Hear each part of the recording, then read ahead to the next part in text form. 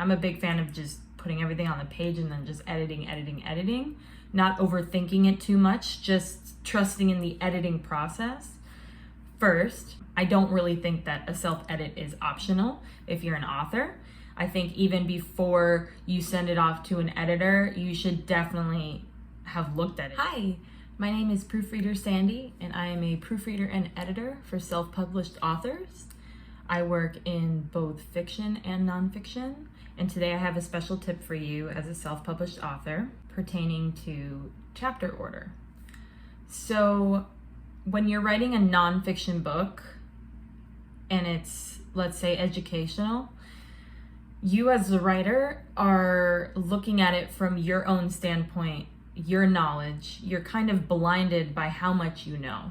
So it's going to be valuable for you to kind of, once you've written everything out, once you've done that, you want to read the book as if you don't know anything about this subject. This is what I do primarily in my developmental edit, which is also known as the content editing or heavy editing or substantial editing phase. And the reason why I do this is because your reader doesn't know as much as you know. They're not prepared to receive the information yet because they're not at the end that you're at. Let's say you've written a teaching memoir. You reaching all these conclusions, all these life lessons at the end and seeing all of these different situations from a higher perspective.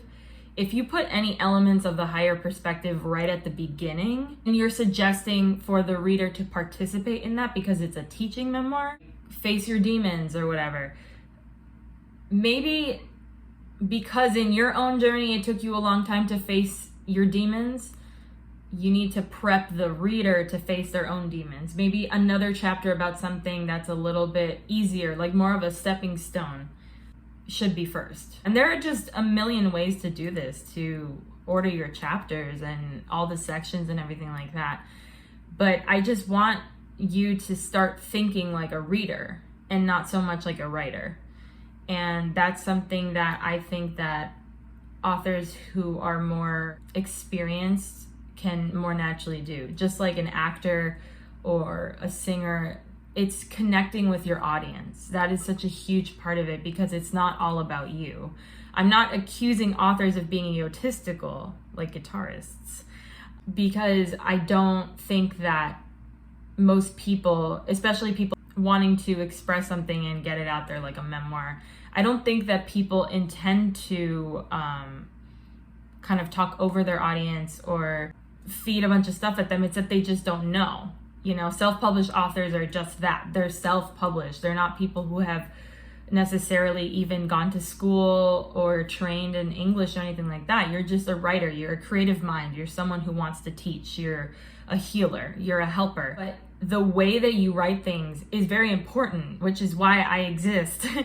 I made this channel to help you because there's just so much. I can't even get to it all myself when I'm your editor and proofreader. It's hard. It's really a partnership between the author and the editor. As an author, you have to be your own editor and at times your own proofreader, but proofreading is just very specific. I really do believe that should be reserved for another person. Give yourself plenty of time to analyze your manuscript, the structure of your manuscript, how your information is coming off, what kind of adjectives you're using, what kind of sentences even are you using. If your audience is a little more academic, there are certain sentences that are going to appeal to that audience more. Whereas if you have an audience that it's more general, you don't want to use such high vocabulary. Are you repeating the same vocabulary? You know, are you repeating yourself? So these are all things to consider because the reader is who we are writing for.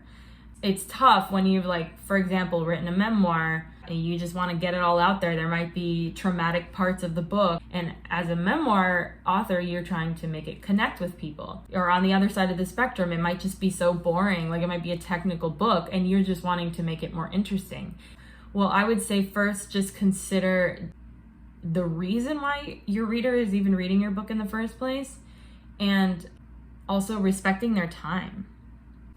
and the attention span of the reader. So those are 3 things that I would say are really important to consider. So put on your reader glasses and read your own book.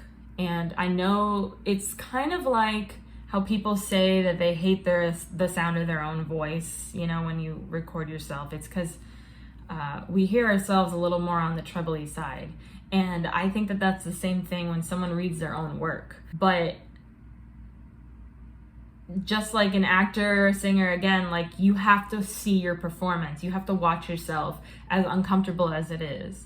And that's going to make it the best that it could possibly be. It really is a partnership between the author and the writer. And but as an editor, you have to be